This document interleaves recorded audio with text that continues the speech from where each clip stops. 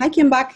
Well, hello. Welcome, everybody. Glad to be with you today at the webinar. Again, my name is Kim Buck, and I am a therapist in the North Arizona area. I work at I'm a supervisor, the clinical director of an agency, and we work a lot with addiction, particularly sexual addiction and betrayal.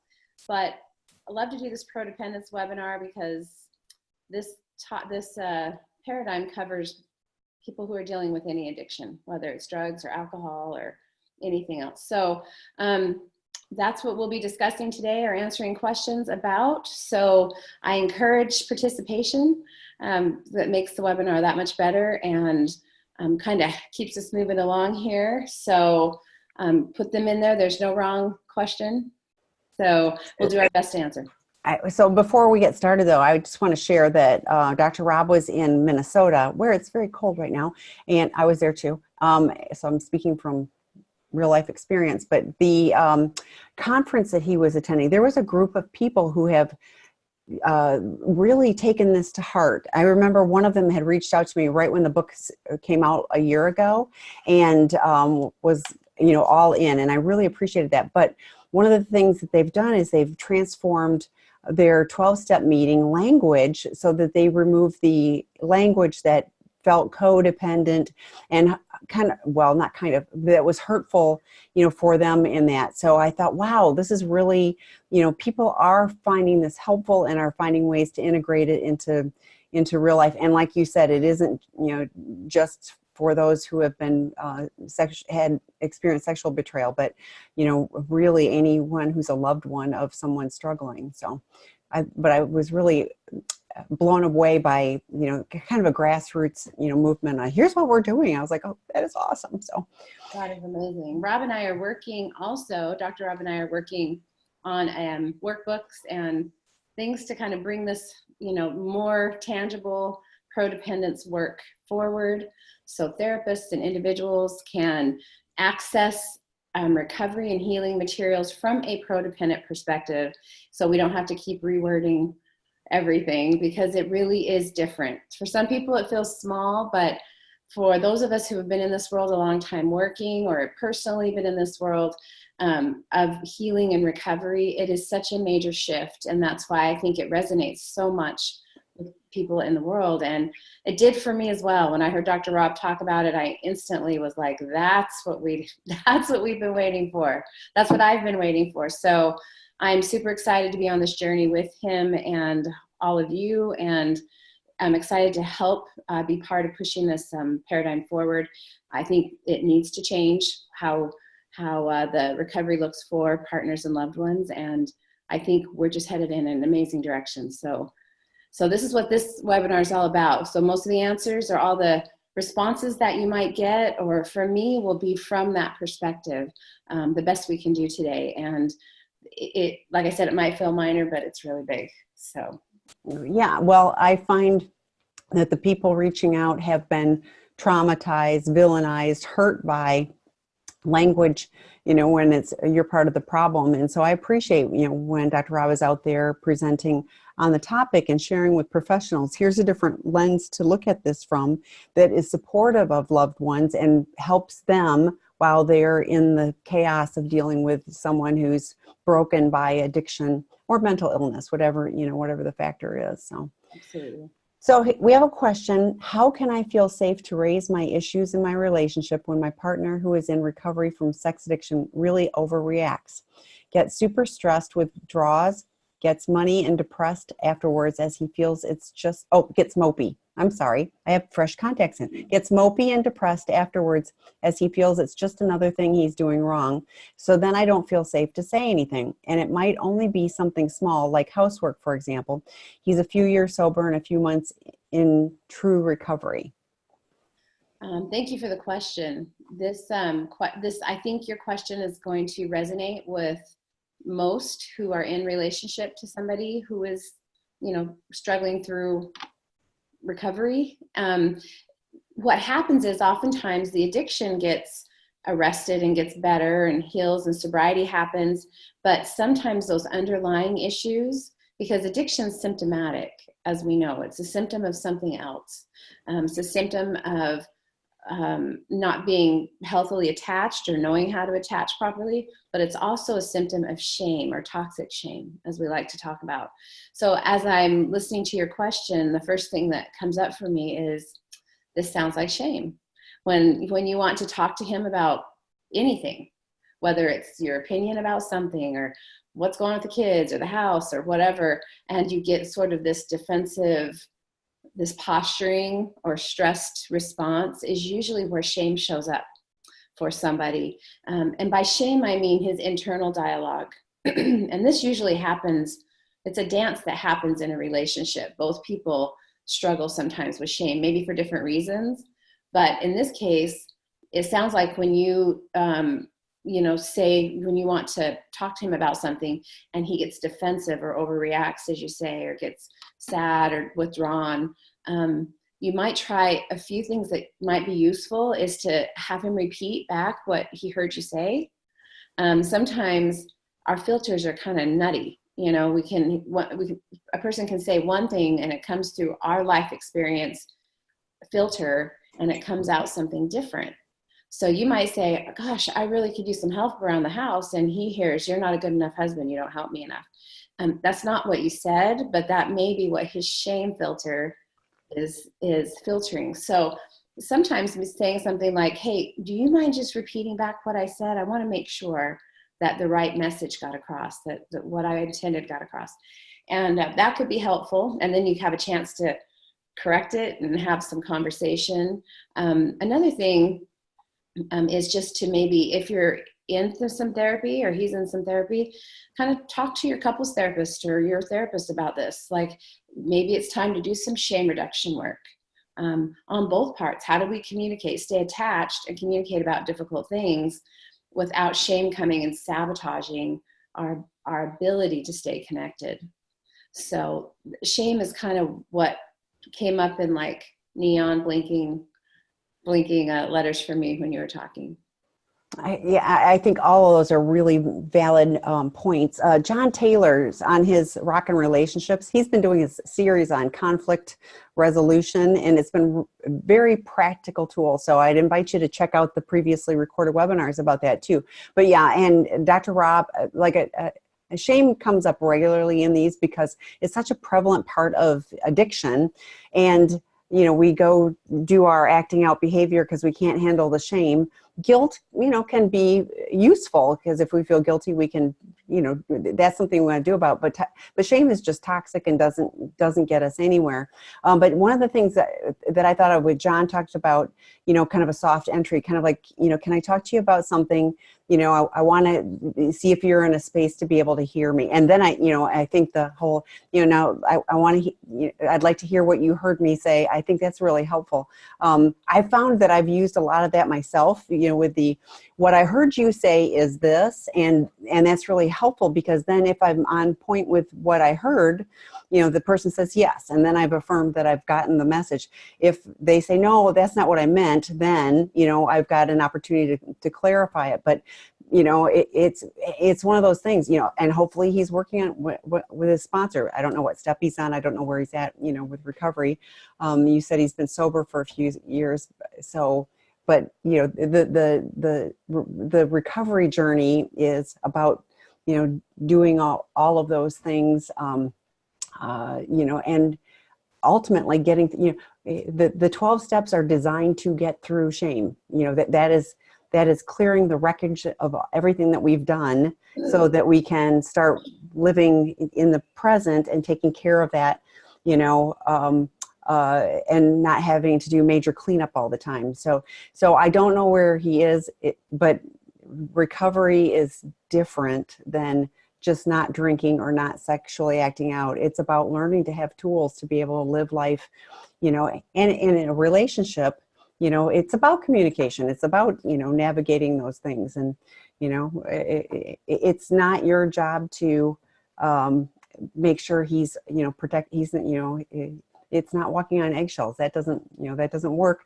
And I think when he's not in a stressed out, having the discussion about how can we talk about this. I love the idea that Kim said too, in front of a couples therapist. That's what those that's what that's for, is so that they can help you navigate that and learn different tools. But do check out John Taylor's webinar series, because I mean, I love, he gives very practical tools, and, you know, do these things, and, you know, negotiating through things. It's really helpful. So I think too, yeah, I think Tammy, you touched on this, but you know, sobriety from your primary acting out behavior is one thing. You know, like, I'm not drinking anymore, I'm not using anymore, I'm not looking at pornography and masturbating anymore, whatever my thing is, my compulsive or addictive behavior.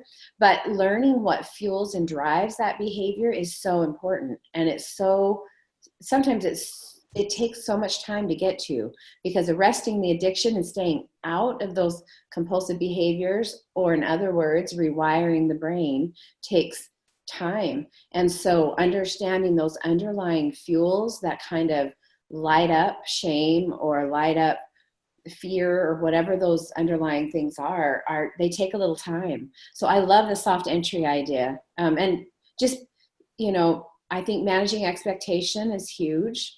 It's really hard because you've probably felt alone a lot if you've had a partner involved in addiction. So you just want to be able to talk and not have all those walls up. You just want to be like, hey, just join me. So I also want to validate how lonely that is. Now I've got a sober partner, but from the addiction, but he's still not totally present to me. And that's kind of painful. So I wouldn't be afraid to lean in. That's a side note, I would say. Gentle entry, reflective listening, any of those things are really useful, but it's not useful to not be honest about what you're thinking and feeling. Ultimately, every relationship has to be able to have a space for honesty and truth and just everyday conversation. So, you know, find the way that might work best for the both of you, but don't be afraid to speak your mind. He's got to learn how to deal with his shame the same as the partner has to learn to deal with hers or his. And that's a ongoing battle, I think, for most couples in or out of recovery. That's just, you know, it's just that toxic shame is super unuseful. And to kind of, I also just want to say really quick, just for those of you who may or may not participate in some of the other webinars or drop-in groups, we differentiate in the healing world between guilt and shame. Guilt, or healthy shame, I've heard it said, is more of our Jiminy Cricket. You know, it's the conscience. It's the part that says, wow, I made a mistake. I need to say I'm sorry, or, you know, I need to go make amends. But toxic shame really is more internalized guilt. So not only did I make a mistake, I'm a mistake. I didn't do something bad, I'm a bad person, is what toxic shame would say. And if I have that kind of stuff going on inside of me, it doesn't matter what somebody says to me. They could say, man, I'm hungry, and I'm going to hear, wow, I'm terrible, I didn't give them something to eat. Like, immediately I'm going to internalize that because I'm in my shame. Any of Brene Brown's reading on shame will be fantastic. Maybe put on The Power of Vulnerability is a Brene Brown audio. It's about 6 hours long. So I listen to it in my car when I'm driving back and forth to work. But if you're going on a road trip or going to the kids' ball game or whatever, ask them, would you be willing to listen to this with me? Like, not for both of our sakes. And maybe that will start the conversation. Brene's fun. She's witty. She's personal. And I think it's very disarming for most people to learn about shame. That's why I think the world loves her so much, because of the way she does it. So there's some more ideas. yeah, and you're right. She really does a brilliant job of it. Yeah, I remember I had the opportunity to see her in person, and she, you know, she was sharing a story, and it was very vulnerable, you know, about her whole, you know, her whole situation. And, you know, at the end, then what she was thinking and what her husband was thinking were completely opposite. He was really affirming of her and all of this, and she's going to the self-loathing and all of this kind of stuff. And I was like, wow, you're up there in front of this big audience, and you're sharing something very personal, and where you were completely off the mark on what your husband was thinking. But wow, don't we all do that? So, you know, I love that she didn't pretend like she had everything was all wrapped up with a pretty bow. So someone commented, that, you know, for this person, I know that there are certain things like emotional intimacy that I cannot expect from my husband. It would be good to assess if she is asking more from her husband than he can give at this moment. And I think that that's fair on some level. However, you know, even if that's where he's at, it doesn't give, in my opinion, his, you know, I mean, you know, well, I'm just going to feel sorry for myself, you know, so like, this is a vision of where I want us to go. I want us to be able to have this discussion, and how can we lay out the bricks so that we can get on that path, you know? So I think even if someone's not able to in this moment, you know, holding the space for this is where I see us going. This is, you know, where I hope that our mutual journey takes us. And, you know, what can each of us do to help the other one get there, you know, can be valuable too. I think one of the things that kind of sometimes keeps couples kind of moving or together during these really difficult stages of healing and recovery is every now and then a lot of people will say, I see this light, like I see that guy or that gal that I knew they could be, you know, or they just one day just don't have as much shame. Sometimes when they leave the therapist, they're kind of buttoned up. They're like, oh, I got this, you know, so sometimes those little glimmers of connection and intimacy will happen, and I think kind of put a little gas in the tank to keep it going. But managing expectations is important in certain stages of recovery, and you know, find people you can talk to too, you know, about it, because it can be lonely if you feel like I've got all this stuff going, you know, like I can't communicate with my spouse and I just get this blowback every single time. There's probably other people who can relate and who can validate that and maybe even hold that space a little bit for you. So that's another important piece. Yeah, and I mean, that's exactly what the drop-in groups were created for, was to hold that space and be able to share. So the old lady posse, I'll just give an update. That's gone. We've had 3 weeks of it, and I'm just hearing, I dropped in for the first half an hour of the first one, but I'm hearing very good things, and people are loving it. So looking to have some more drop-in groups and other opportunities for people to connect. But it's definitely, we're trying to have those safe, prodependent aligned support places for you know, you to come and just connect with other people. So next question, how as a partner of someone who is in recovery from sex addiction not get triggered myself when when in our check-ins? He tells me about triggers, threats at work, etc., and how he deals with them. We avoid details, but I still find it very hard, even though I appreciate his honesty. He takes these issues to his groups too, but we still do our own brief check-ins with each other. Thoughts? Yeah. Yeah, this is really difficult, partially because every couple is unique in how much they want to know about, you know, what does that honesty look like. Some partners will want to know that their partner has been triggered and by what and that kind of thing. And some do not want to know that. It's enough to just know they had a tough day, they had some triggers, and this is what I did about it. That's probably more what I recommend, just as a side note, as a counselor. I'll usually say, let's really talk about, even I had a trigger, I was at work and this lady maybe was dressed inappropriately and I had to keep my eyes in the right, I don't know, I'm just giving an example. Or maybe somebody brought, you know, in lunch with alcohol or something, and that was a temptation. Whatever it is, sometimes that detail, what actually happened, might be too much. I just need to know I had a triggering, slippery day. And what I did with it, though, is that's actually, those are the two most important parts of disclosing a trigger to a partner, in my opinion. Just the generality, what happened? Did I slip? Was I slippery? Was it just a tough day? Was I out of balance? What was going on? And then what did I do about it? I always say, bring your cleaning supplies with you. You know, don't just, even if it's a lovely check-in once a day or twice a day, it's fine. Bring the mop with you. Because if you're going to pour out some, I had a crappy day and I was triggered and I felt like acting out, you're going to get some response from that. So don't just leave that on his or her doorstep. Bring your cleaning, you know, this is what I did. I called my sponsor. I went for a run. I, you know, took a nap. I went out with a friend, whatever, but please tell me what you did about it. That's the safety piece. the honesty, and then the what I did about it. So, and as far as managing the triggers that happen, even if you don't have a lot of detail, I think that will get better over time. I don't know where you are in that recovery, that process, but over time, I find that partners really hone in on what they need to know and how much, and they don't internalize quite so much.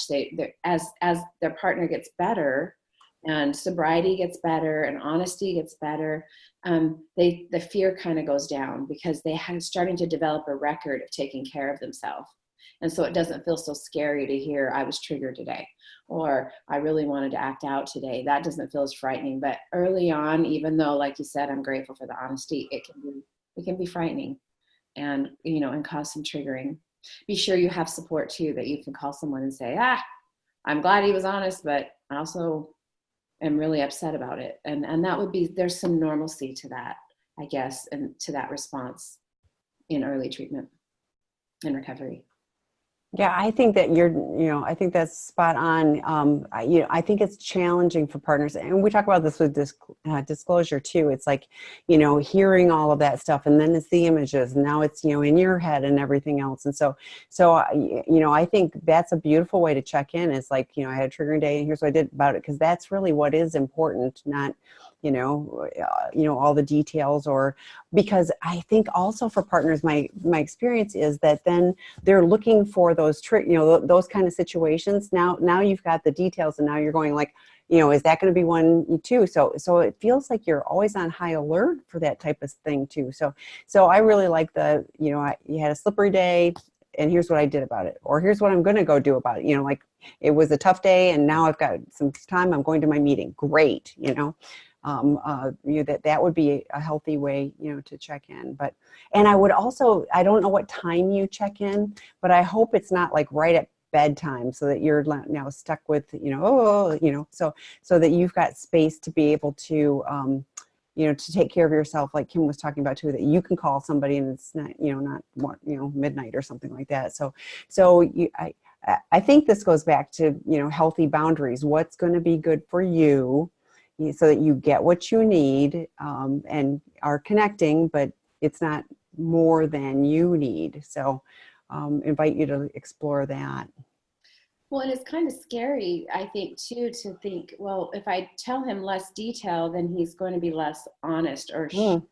So that's kind of a scary thing. But there are details that you have to really kind of flesh out and wonder, like, is this really helpful, or is this just me thinking that it will be more, thinking that it will be more helpful for him or her to be honest. So we really have to kind of get into our own motives and think, okay, why is it that I need to know this information, and how much do I need to know? It does go back to boundaries, internal boundaries, like I talk about, the stuff inside that I will and won't do, or will and won't, ask, that kind of thing. What's healthy for me to know? And then if you feel like it's healthy information, like I said, kind of take care of yourself, use some tools and some good self-care when those triggers happen, with the hope, as honesty continues through the relationship, it will get easier to cope with those as they go. So it kind of brings to something I had in mind today. Everybody, we've kind of hit on a couple of them. One was triggers. What do we do with triggers? And what do triggers look like for a partner or a loved one who's dealing with addiction? In some of the new writing, I actually don't use trigger anymore for partners. And I don't think it's because it's not a good description of what happens. I just feel like it's a lot. We use it a lot in the addiction world for addicts. And so I sort of refer to it as being activated, like it activates my fear, it activates my hurt, it kind of flips the switch, for lack of a better way of saying it. And that's very similar to a trigger. I changed the verbiage a little bit, because I feel like when I see partners, I can see their trauma be activated when these kind of things happen. So triggers fall into several categories, or activators fall into several categories that are important to be aware of. Rarely, if ever, are activators your fault. whether you're an addict or a recovering, or a recovering addict or someone who's healing from betrayal, unless you intentionally put yourself in a position to have that happen, make decisions, ask more questions on what's healthy for me, or put myself in vulnerable positions.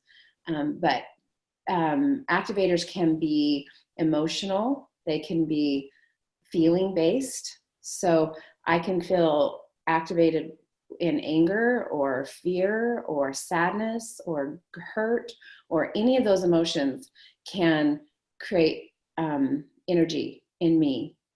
So there are emotional activators, there are environmental activators, and those can be driving down the street and I see my husband's favorite bar he used to go to all the time, or seeing a girl that's a woman that's not, that's scantily dressed or something, and think my husband probably would, find her attractive. Or showing up to a work party and the affair partner is there.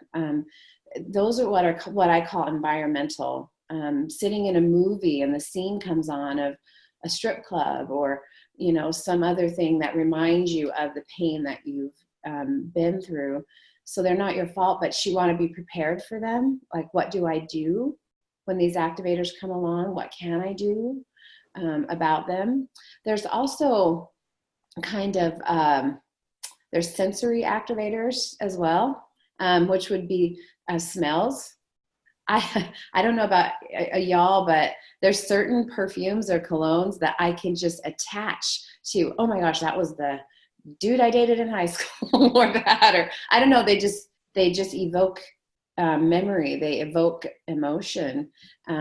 Also things that I obviously see, that I hear, touch, those are all sensory activators because they involve our senses. And then there's what I call kind of miscellaneous. They go in the miscellaneous section. And those would be things like dreams, maybe nightmares, maybe dates, anniversaries, dates of that arrest happened then, or, that's kind of those kind of things. So they kind of fall out of the purview of some of the others, but they can be very activating. A lot of people will wake up and they'll have using dreams, or they'll have, dreams about affairs or whatever. And that's no one's fault. I often think those are just the brain recalibrating all that information when we are in our subconscious, because we won't let it happen sometimes in our consciousness. But activators are very real for both the addict and the partner and the family. And sometimes when activators happen, immediately we will do a reaction. We will, and sometimes those reactions can be can cause pain. They can cause pain to myself, and they can cause pain to somebody else. So I want to be as aware as I can be of those.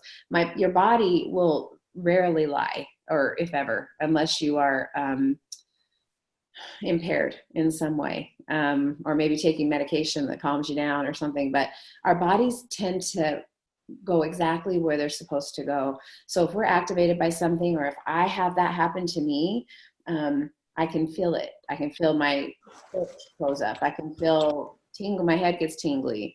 I can feel my legs kind of go numb or whatever. So figure out what your body, what those sensations are for you.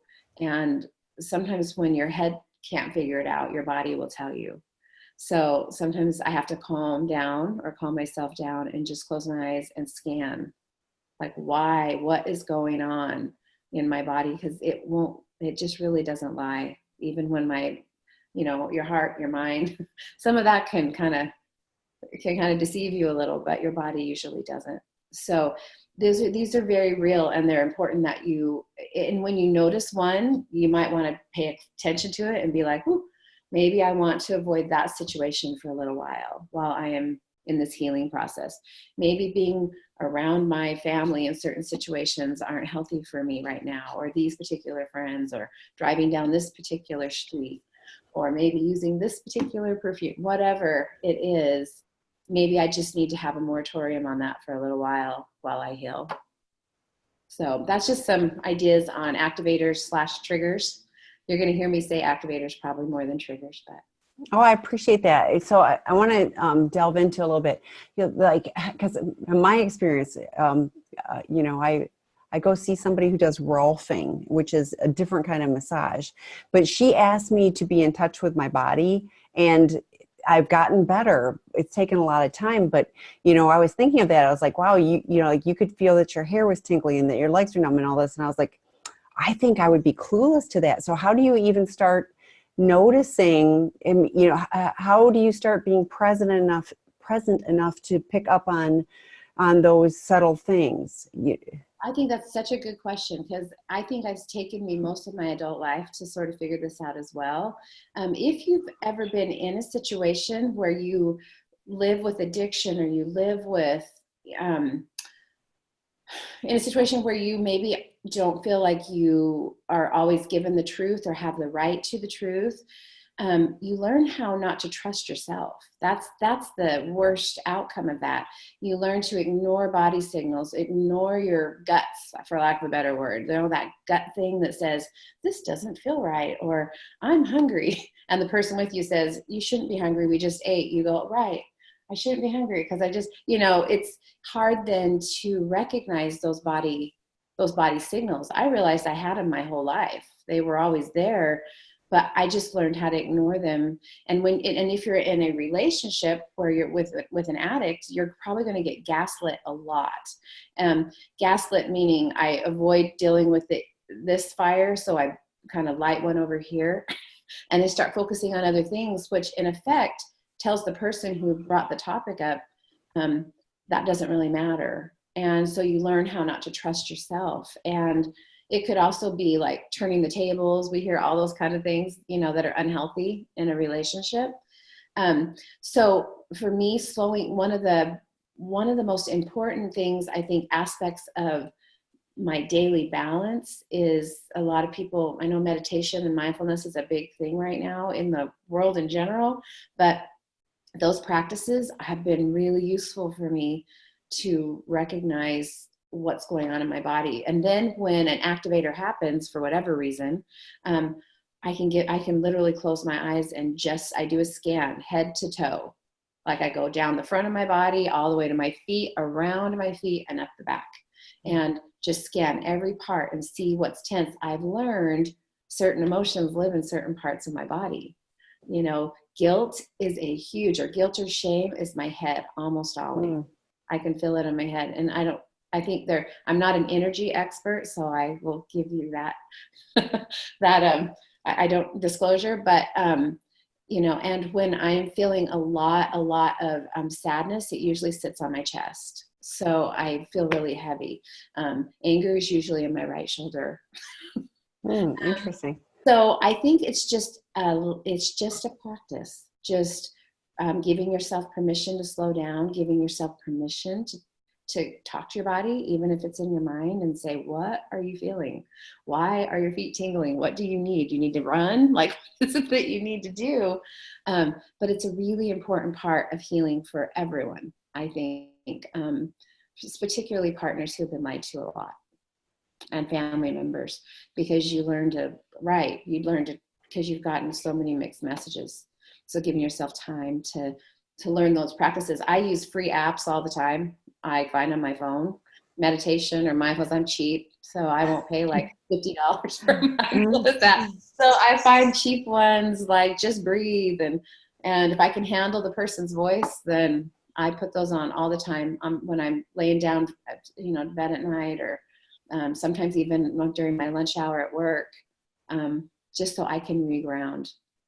So I hope that's helpful. Yeah, and that is really helpful. Just don't do it while you're driving. That would be bad. Close your eyes. Awesome.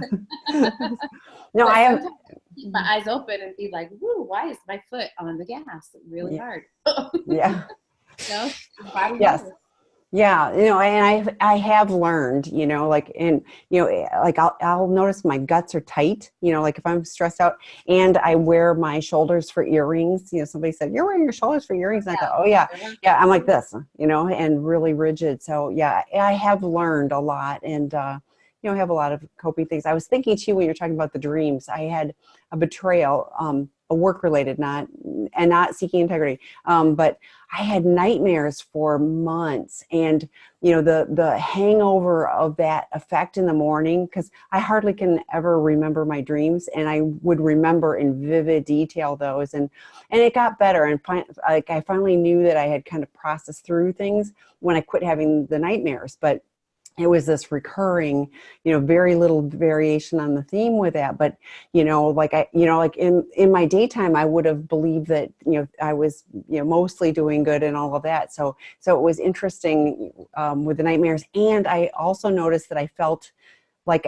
I wasn't doing things right, or that I was failing. And it was really hard for me to just acknowledge that, this is just where you're at, and you're going to have to go through it. I hated it. And just to be willing to keep, stepping through it was hard, Thank you for sharing that. It is really hard. And sometimes those are things in your subconscious that we just don't always control.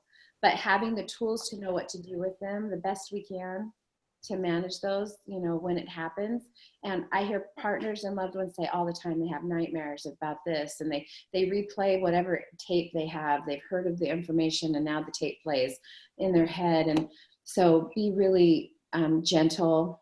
I think a gentleness with yourself and understanding your body and mind is doing its darndest to process information that it does not want, and it does not want to have. And but it will find a place if we don't numb it out, if we let it happen and find that courage to get up every day and be like, I don't like it, but here I am. So.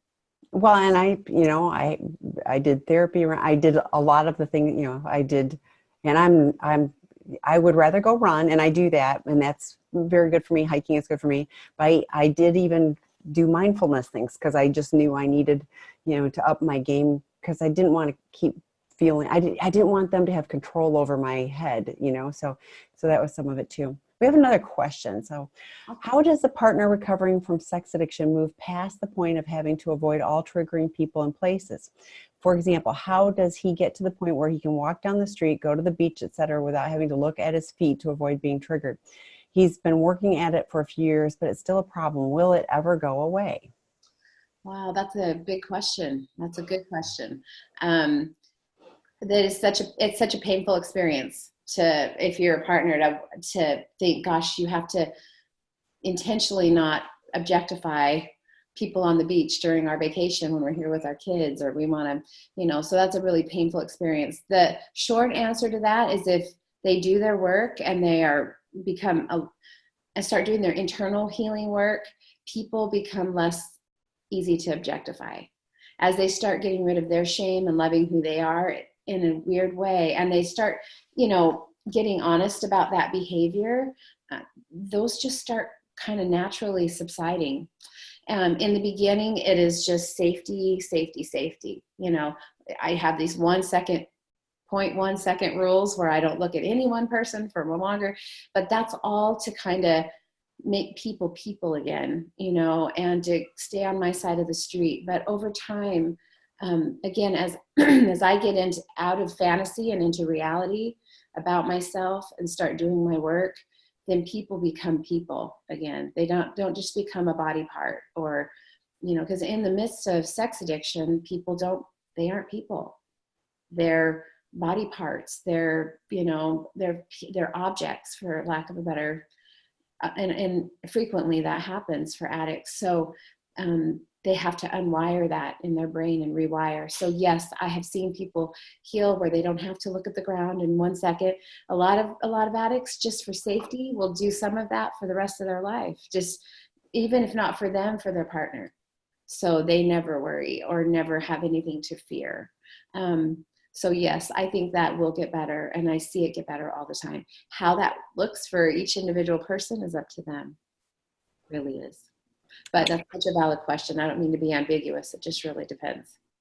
Yeah, and there's lots of tips and tricks, and like the knowing that somebody is a person is key. So like thinking, looking, but intentionally thinking that person is let's say it's a female, somebody's daughter, sister, mother, whatever, and start humanizing. And I even have thought, going so far as to hope that, they have a good day, or that, they're blessed, whatever terms you want to use, but that, and look at it that way, and then just keep moving on. And, to me, that felt like a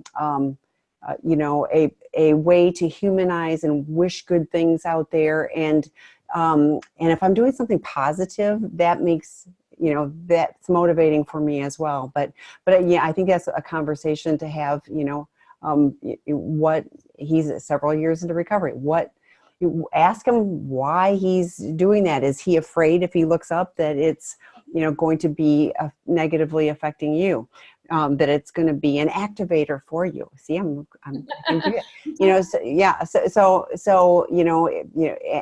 and, what tips and tricks has he been told of changing that? There's the 3 second, we talk about that, but it's not like 3 seconds of ogling and then, I have to look away. It's, I have a second, catch myself. And then, like I said, I think good things about them, think that they're a human, whatever, and, and then keep moving on. So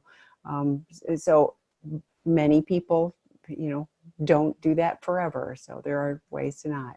I think another way to say that too is we talk about fantasy contamination, and over time, addicts start to do that too. They start to contaminate, which I think is what you're saying. They start to give them a story, give people a story, give them a life, make them human, and that's a really, really useful tool. Over time, they won't be an object anymore, so that won't have to look like that. It won't be so concrete. I would say on the partner end, just as a side note, if you're noticing that he's doing that a lot, figure out what you might want to do to kind of refocus you away from what he's focusing or not focusing on. That might give you like some peace of mind. Like if he's keeping himself in the right place, whatever he needs to do that, how maybe consider what internal boundaries might I need for myself, so I'm not kind of hyper focused on what he's doing, so I can let go, I guess is what I'm trying to say. So I can enjoy myself. I can not worry about where his mind is and I know that's easier said than done, but so I can enjoy the beach, for instance. And if he has to like keep his eyes here or there, he's got to do what he's got to do. But this beautiful sunshiny day, and I'm going to go get in the ocean and I'm going to have fun. So figuring out how to give myself permission to enjoy myself, even though maybe it's still difficult for him because he's still navigating. So the next comment is, I have nightmares and anxiety dreams every night. To combat the trauma, my brain will try and dissipate the trauma by playing songs I like when I wake up. The song writes over the dream like a CD. That's amazing. I didn't have that ability. I love that. That's great. Such a great tool. Sometimes doing something like that is kind of the same idea, like we call it in therapy, we call it kind of reframing. So like the rewriting idea. And sometimes like reframing, like sitting down and kind of, I don't do it like journaling as far as like, this is my posterity's going to read this in 100 years, but like just kind of barfing it on the page kind of gets it out of my head. I talked about that last time. I'm just kind of a free writer. That's one of the ways I process activators or whatever it is that happen in my life. I, especially when it's late or early and I just, don't have time to have a long conversation with anybody. I'll just kind of write, and I do not edit at all. And I call it just like free base writing. I just write whatever's on my mind, whatever's bothering me, whatever I dreamed about, whatever it is. And then I just shred it. I just run it through the shredder. I don't want to reread it. So whatever tool works for you to get out of that, because having the nightmare is one thing, and then what the kind of the residual are, the hangover of the dream the next day can be really difficult. Yeah. I did have to find tools to dissipate it, because like I was not going to let that carry over my entire day. So next question, how does my partner recovering from sex addiction avoid getting triggered by stories he hears in his recovery support groups? Yeah, that can happen. Because sometimes he may be hearing, I assume it's a he, could be a she, but hearing that maybe somebody's getting divorced, or maybe it's a story that somebody was a little bit too graphic about a story, when they were sharing. That's just something he's got to figure out. It's hard, but that's something he's got to figure out, how to keep himself. If the meeting does that a lot, then he might need to keep looking, and figuring out a meeting that's a little healthier for him, that maybe isn't quite as, they're not as explicit in their, but that's really going to be part of him kind of owning his own recovery and figuring out what works for him and what doesn't. If he shares that with you, that it's difficult. Some of that's difficult because your temptation is going to be to want to help him find a better place. But, that 12-step work is such a private, personal space for healing for each person. I think I would just have the conversation. And if you feel nervous or scared about it, tell him that. I feel scared that you go to meetings where you're supposed to feel better and you get triggered. And maybe the words will say something like, I'm trying to trust that you will do what you need to do to stay out of those triggers, because ultimately, you staying grounded keeps me safe.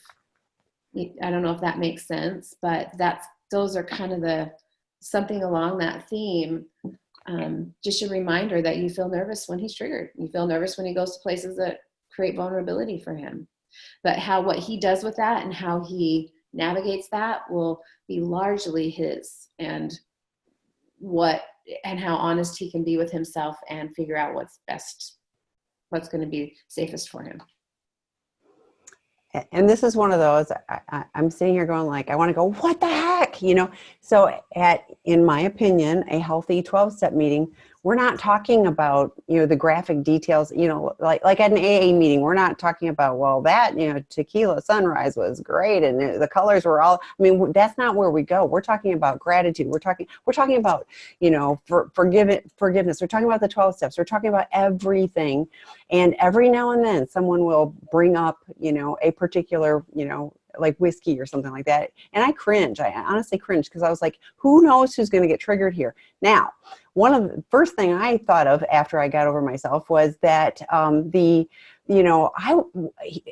think it's fair for him to bring this up in the meeting. Say, when people are sharing, like if they're telling war stories, in my opinion, that's not what a 12-step meeting is for. So if they're telling war stories, then I think it's fair for him to say, those kind of details are triggering for me. I don't know about anybody else, but I wonder, if we can, can we share in a different way? Could I invite you to share that, directly with your sponsor? Can we raise the level here at this meeting? And there are meetings where that isn't going to be the focus, where they're, where they're sharing that type of way, where they're really, when you go to meetings, like most meetings have a list of topics. Like if somebody can't pick a topic, there's lists, and I can tell you for sure there isn't one that, like graphically share you're acting out or whatever, it's really, like, right behind Kim is thanks. Thankfulness is a great topic, but, being of service, giving, all of those things, there's a lot of great ways, to attend a meeting. So, Oh, that's interesting. There aren't 12-step groups. For instance, he was really triggered in a Prodependence group this week. Why is he in a Prodependence group? That's a good question. So I think the same thing would apply, like whether it's a drop-in group or a 12-step group or a support group. I don't know the context here. Like if he's in a Prodependence group for partners, that wouldn't be an appropriate group for him. Correct. He would want to be in an addict group only. Correct. So that's one thing you might want to have a conversation about. And we want to keep those groups obviously really safe for correct. The partners are only partners and addicts with addicts, because that can get sticky and unsafe very fast. But as far as, I see. Okay. So I feel like then the same thing would apply. he would want to say, so this sharing is a little bit difficult for me right now. This is what's coming up for me. And be truthful about what he's feeling. These groups online have a professional running them, who are very astute in running groups and knowing how to create safety. So I would say speak up. Absolutely, because the moderator is there to provide safety. And so, if the topic is getting too graphic, and we are all in our various healing journeys, and and so someone, coming in new is probably going to overshare, and it's going to create, some challenges. So, but I do agree with Kim, like that and there's this little chat feature. You can even, like, I can chat with, Kim directly. So, like I could say, Kim, this is really problematic for me. I'm getting triggered by what is being said. Can you help create safety?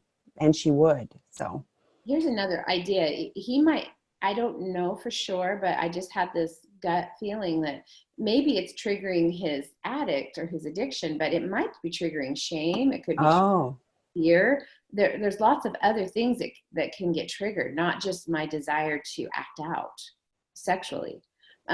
So I think clarifying the trigger would be really a good idea. Like, are you triggered because you're upset or sad or hurt or low? Like, is it an emotional trigger? Is it that somebody's saying something graphic? Is it because they're saying something that could be, that could happen in my life? Because emotional triggers are different, but they can happen as well. And they're not necessarily, they don't always have to be bad. Sometimes they teach us things like, oh, like I was really triggered by this because I have a lot of fear in this area I wasn't aware of. Or, wow, they brought up something that I hadn't thought of, and that could be really scary. Okay, detail about acting out behavior. Yeah. That would be inappropriate probably. So maybe, but at least let the group know, or somebody in the group, or the moderator. Or have him email me which group he was in, so that I can reach out to the moderator directly and let them know that, I've heard this. So I will do it in a non-shaming way, but just want to, I would remind any of the group moderators that, it's to have a safe space for everyone. And if it's getting graphic, that doesn't help. So Tammy Switzerland, she's yeah, I am. She's the place if we have a struggle, or if there's a trouble with any of the groups or something like this happens. Definitely, we all have direct lines to each other, so we can talk about that and make sure that, find out what happened and make sure that if that's what happened, it doesn't happen again. Right. And I really do want to support the moderators in supporting safe spaces. So, I've had other little things that have happened, and, I just reach out to the group person and, hopefully offer support and, some ideas on how to help. So, well, and I will say too, groups are very interesting, whether they're online or in person. Obviously, nobody has a muzzle. Sometimes, I mean, as a group leader or as a therapist or any of that, I've had people say things that obviously you're not controlling, but creating that safety and honing it back in and redirecting that is really important, because group safety is always first and foremost in any group, including the support groups online. Yeah, definitely. It's in the directions that they read. It's like, I'm here to create a safe space, so it needs to be a safe space. So I would have a talk with your spouse too and say, I did bring this up in my webinar today, and, are you willing to send a note to Tammy, or can we do it together, or, and see if he's willing to do that, so we can redirect and keep it going and keep it useful and helpful for him and for everyone. I'm putting my email address, for those of you that don't have it, in the chat. So I really appreciate all of you who were here and participated. Thank you for the thoughtful questions. As always, I'm going to put a plug in for a good qualified therapist if they're available to you. I'm so glad you found Seeking Integrity. These are some of my favorite therapists, and they're all very qualified and very passionate about the work they do, including me. I just love the work I do, and I am passionate about it. And I hope that if you don't, that you'll consider getting the professional help you need in addition to this type of support. I can't overstate how important that is if it's an ongoing addiction, and that your therapist is qualified to do what they're doing, that they have specialty training in whatever area, whether it's sex or drugs or alcohol or other chronic mental illness, that you find someone qualified and specifically trained in that. I always say the best therapists are those who are really good at a couple of things, not semi-good at 50. So find therapists that stay in their lane and know what they're doing. And I hope you guys will come back. Starting at the first of the year, I think we're going to have this group every Friday, starting in January. And I will be every other week, and a colleague of mine will come and do every other week. He's going to focus on attachment and attaching and attachment wounding. That's his whole passion. That's what he does. And I'll stick with the Prodependence tools, and that all of it will come from a Prodependence perspective. Absolutely. Yes. So it will still be Prodependence webinar. We're just going to be kind of coming at it at two different angles, which I think will be really helpful. So stick with us. Tell everybody that that support you to come join us. We'd love to have them. Yes, and we do have a little bit of room left in the November couples workshop. So if you are interested in details on that, it's great. The couples that came through it in October all wrote us thank yous, for how helpful it was. So if you're interested in more information, reach out to me. So thanks, Kim. See you in 2 weeks. Bye everybody. Thank you.